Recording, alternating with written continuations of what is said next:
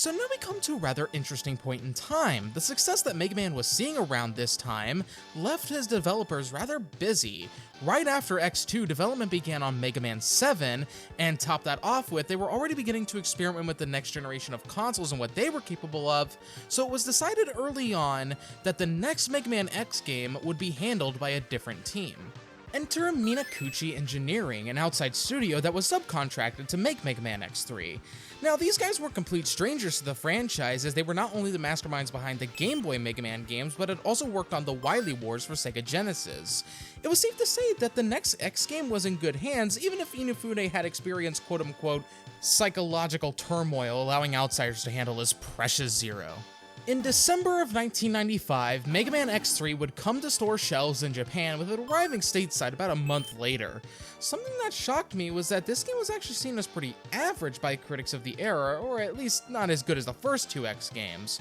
What didn't surprise me was the low sales that X3 saw. This was seemingly due to two things. One was the inclusion of the CX4 chip yet again, which undoubtedly increased the MSRP of X3, but it also saw a limited release on the SNES due to the industry starting to move towards the next generation of consoles, the PlayStation and Sega Saturn.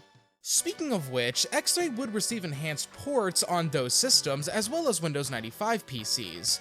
Those seem to fare a little bit better, but strangely, the PS1 and Saturn ports never released in America until their inclusion in the X Collection on PS2 and GameCube. The Windows 95 port did release here, however, but good luck getting that running on a modern Windows 10 or 11 install, as it'll require some extra steps to do. Now, I will talk about those enhanced ports of the game, but we'll primarily be sticking with the SNES version to round out this 16-bit trilogy of Mega Man X. So let's get started and talk about why Mega Man X3 is better than you'd think. Sometime after the events of X2, the remains of Sigma's rebellion dissipates. However, the Maverick virus still lingers on until one Dr. Doppler creates a cure. Doppler is hailed as a hero, and thus Doppler Town is constructed in his name. While things are fine at first, eventually the cured Mavericks start going haywire again, which raises suspicions about Doppler, so X and Zero are dispatched to figure out why these cured Mavericks are turning bad again and bring Doppler to justice. Unfortunately, while X and Zero are away, the Hunters HQ falls under attack, so they return and immediately begin fighting off the invaders. So I don't think I need to explain much about how X plays. He's back to basics yet again, and I'll just assume that he left the X2 armor in the wash and didn't have time to go grab it.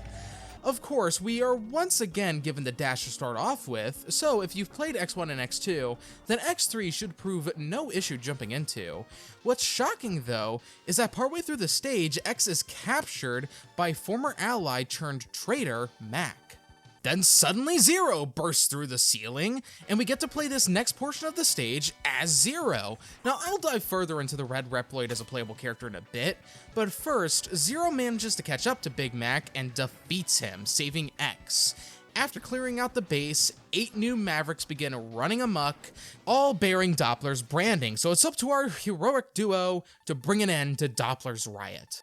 Alright, new Mega Man game, 8 new bosses, and this game sports a diverse roster. We have Blizzard Buffalo, Toxic Seahorse, Tunnel Rhino, Volt Catfish, Crush Crawlfish, Neon Tiger, Gravity Beetle, and Blast Hornet. These Mavericks are located in various places around the world, such as sewer systems, meaning yes, we do get to wade through shit water. Although if I can be honest here, I don't think that these levels are as excellent as the ones from the first two games, although they do the job well enough and have plenty of secrets scattered around. In fact, X3 has more stuff to find than in the previous games. You of course have your usual returning items like the sub-tanks, heart tanks, as well as a new set of armor upgrades for X, but you can also find various parts for ride armors. This is something that it feels like X3 wants to put a lot of stock into, as in most of the levels in the game have these pads that you can find, but won't really do anything at first if you try to interact with them. However, later on, you can find this Chimera ride armor in Blast Hornet stage, and if you manage to steal it back, then you can summon it at any of those pads. The Chimera armor functions like the ride armor did in X1, but it possesses its own sort of variable weapon system, and that in the other stages in the game, you can locate these change parts.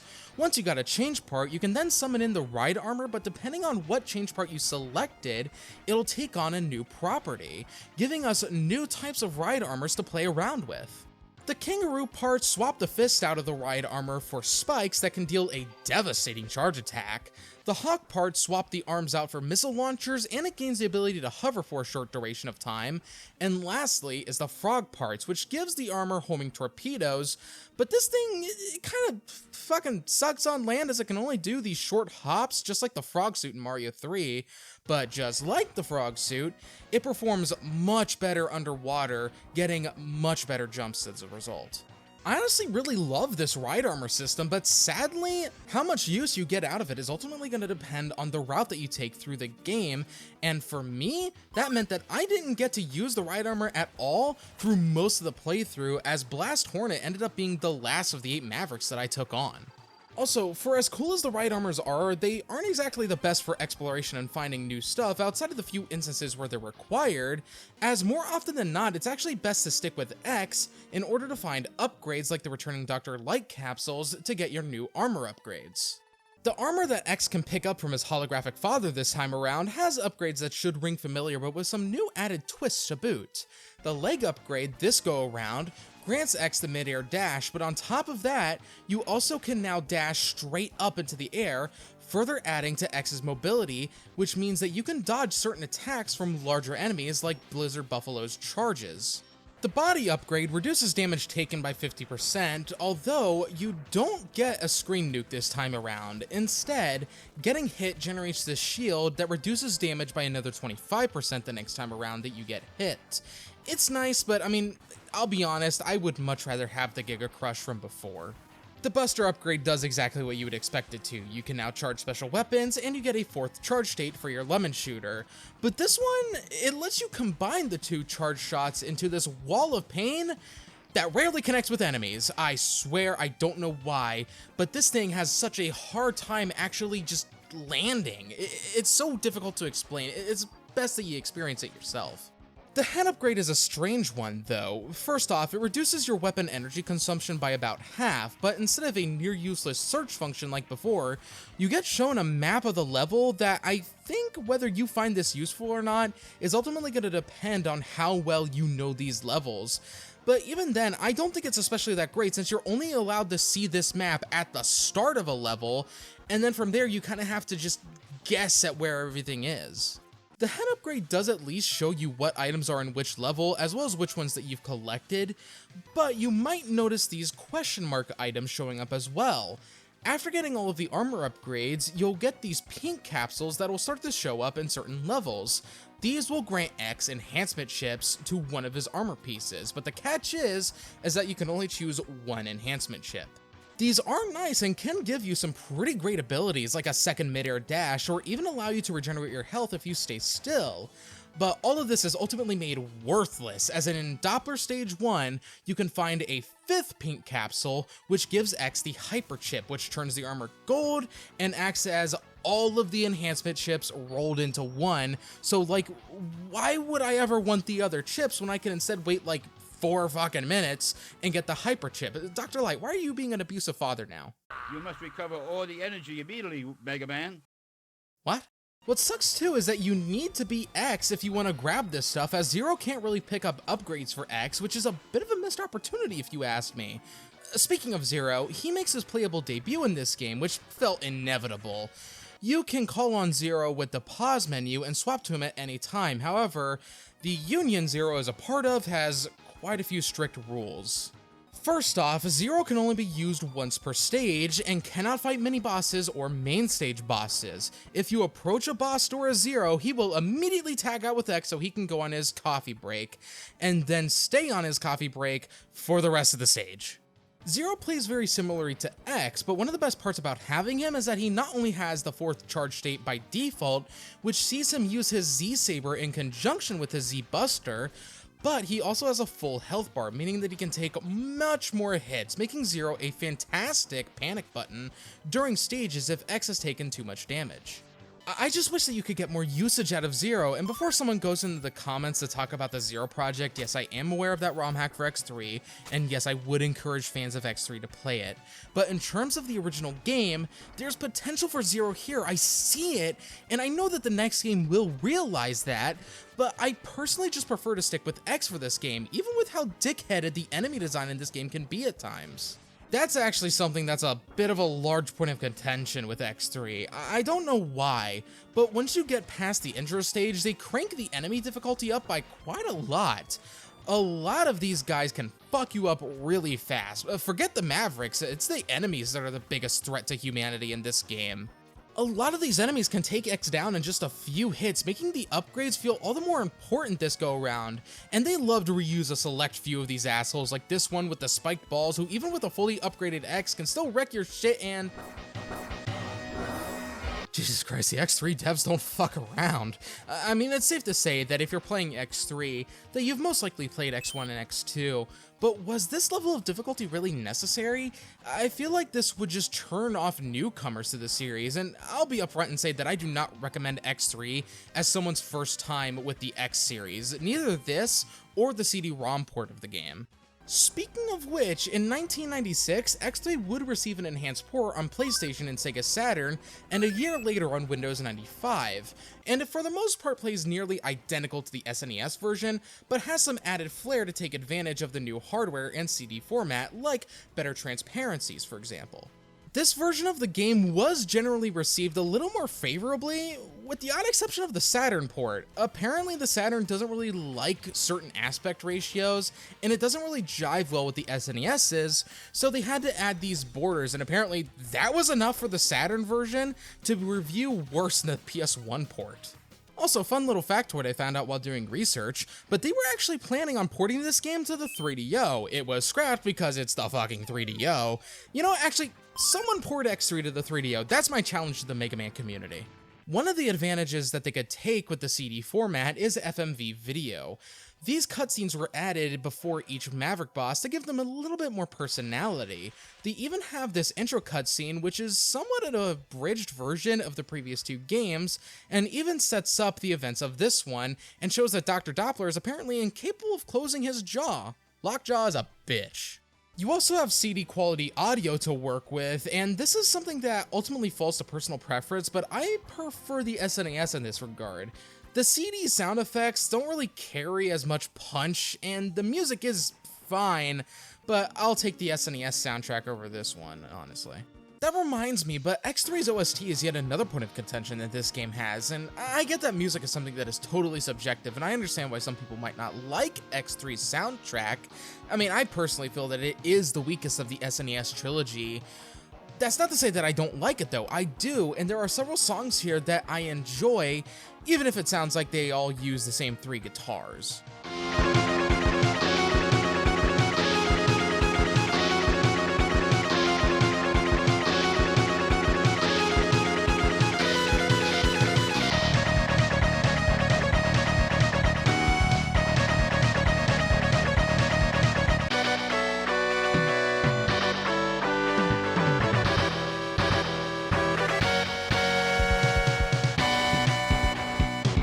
These songs do make these stages a bit better to traverse though, and in some instances, it almost makes me forget that these enemies want to put my balls in a vice. I haven't even mentioned the mini-bosses, who can put you down just as quickly if you aren't sure of what to do. Now, not every stage has a mini-boss, but those that do have some neat ones to tackle, like the Squid Robot, or depending on where you are in the game, Dr. Doppler's Nightmare Police. After X and Zero have defeated 2 Mavericks, Dr. Doppler will send out these 2, Bit and Byte, to hide in certain stages and try to ambush X, but they aren't alone, as they are also joined by this mysterious robot. It's vile. I mean, the game, they try to hide it a little bit, saying mysterious Maverick, but mysterious Maverick, my ass, you can't hide that Boba Fett wannabe from me. Bit, Byte, and Vile fill the role of the X-Hunters in this game, except beating them isn't tied to the best ending. They're pretty much just extra boss fights for the sake of being extra boss fights, and they can show up from time to time. I do admittedly kind of question why these guys are even here aside from just giving X more shit. Unlike the X Hunters, you do have to fight these guys as you progress through the game, but they do have it set up so that defeating them with their weakness does destroy them, meaning you don't have to rematch them in the final levels, but I think you only really want to do that for Bit and Byte, because if you don't, then they merge into this monstrosity. Vile he's not only easy in his regular fight, but his rematch fight is also not that bad, as he just has a couple extra moves and that's really it. I don't know, I just feel like that these three could have been handled a little bit better, or maybe just scrapped outright. The X-Hunters at least had more of a purpose. These guys really don't, aside from Vile's hatred for X being driven even further now. And draining X's resources a bit, which you can easily recover before that stage's Maverick tears X a new one, because yes, the Mavericks also can be one hell of a challenge.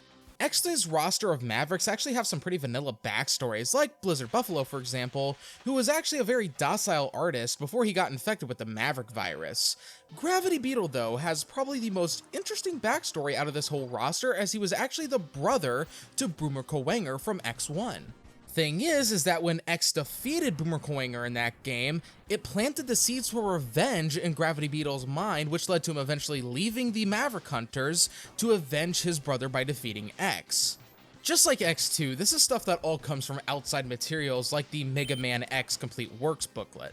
In terms of what you actually get out of these guys in-game is one really hard boss fight, and then once you get your first special weapon from them, yeah, as you might expect, these guys all fall apart if you use their weaknesses against them, and it's not only that it just stun locks them, but also resets their attack patterns. Some of these guys do at least have some interesting attack patterns if you let them get it off, but they also share that difficulty issue with the regular enemies, and they hit like trucks like Blizzard Buffalo, who can take down X in just 3 hits. At least this time around, the weapons you get are a little more useful than the ones in X2, but not as great as the ones in X1, and I'm honestly kind of okay with that. I do wish that they put more emphasis on charging these weapons, as outside of a few instances where it's required, like the charged gravity well on this Barrel and Volcatfish's stage, there's not really much reason to do so, I find. Although I suppose in a certain way it could be considered a good thing that I don't find it necessary to charge these weapons. I will say that the only one of these weapons that I didn't really like is the Parasitic Bomb. It's a spiked bomb that will latch onto enemies and then explode, but it moves pretty slowly, and a lot of the more annoying enemies that I would like to use it on have small weak points and thus won't be damaged by it. In terms of more slightly useful moves, I'd include the Acid Burst in there, which shoots a ball of acid, which can coat the floor and damage enemies as they move over it. The Gravity Well is another good one too, in that it'll crush enemies with its gravitational force.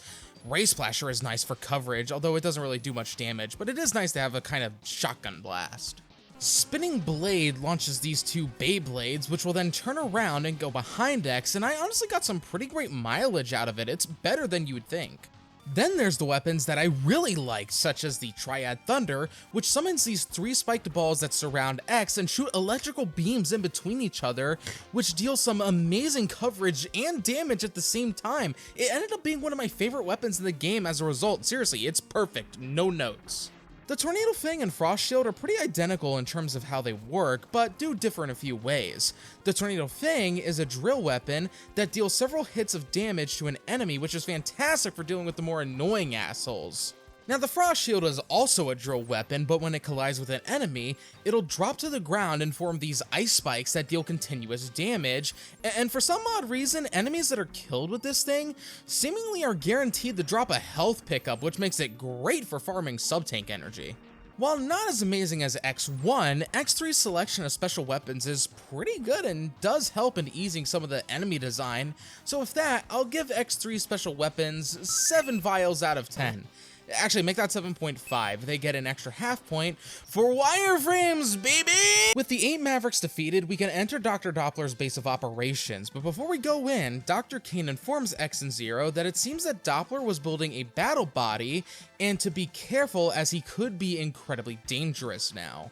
Of course, if you didn't defeat Bit, Bite, and Vile, then you'll have to fight them again here on the Doppler stages, where they'll be more difficult. The Doppler stages will challenge you just as the rest of the game has, but you can at least still revisit previous levels to fill up on sub-tanks and whatnot. In Doppler Stage 3 is the traditional boss rush that you've come to expect and either love or despise from Mega Man. Just remember that this machine in the top middle can be attacked for health pickups and does replenish in between each rematch fight.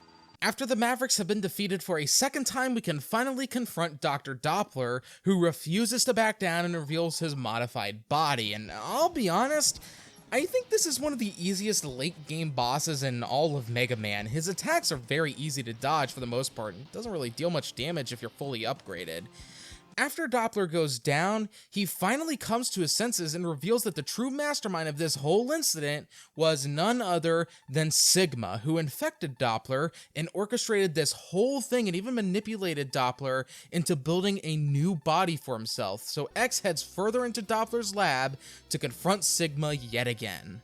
At long last, X is confronted by Sigma, who is back again for round 3, and has a very difficult boss battle, as this shield will block a lot of X's attacks. Top that off with, the dude is actually pretty aggressive with his attacks this go around, but with enough spinning blades to circumcise his literal dickhead, Sigma reveals his true new body, this massive battle body that Dr. Doppler created, and this thing is oddly a little easier than his previous form.